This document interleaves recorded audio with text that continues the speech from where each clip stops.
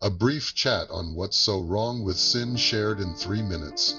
In the beginning, there was darkness. Then God spoke, and everything changed because of the light. This is the moment everything changed and later would keep changing due the mark of perfection being missed severely when Adam and Eve were created. They lived in a world full of wonder, joy, and good. It was all very good.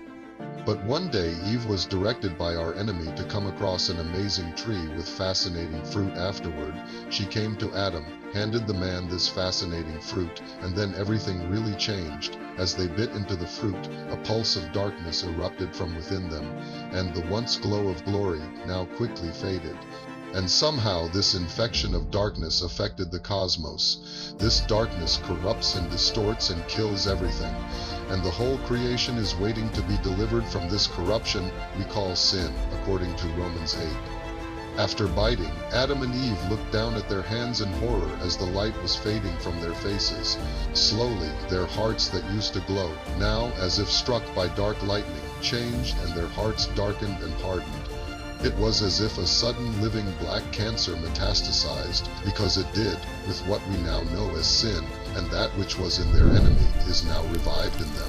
Romans 6 verse 9, as if sin was not static. But sin is like a cancerous living deadly thing, like the snake it came from, and changed a brightly lit heart that was alive to a dull lit heart. It deadened, like coal covering the light of the heart by sin. The price of carrying sin is death. Sin is missing the mark and falling short of the glory of God. And in that instant their bodies and hearts went dull. Why?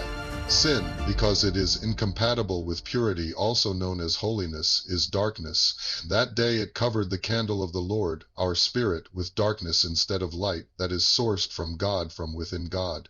So that capacities for all levels of sin would rule humanity and would continue until the wages and payment for sin would come.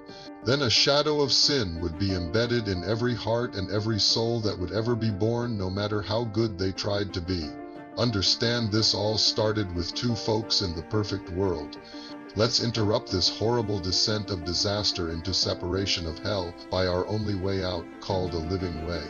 Thank God for the Lord Jesus Christ that by His blood we are purified from an anti-life cancer called sin. We must understand that all and any and every sin can only be destroyed by His cleansing blood. As Romans 5 verse 9 says, "But God commendeth His love toward us, in that, while we were yet sinners, Christ died for us. Much more then, being now justified by His blood, we shall be saved from wrath through Him."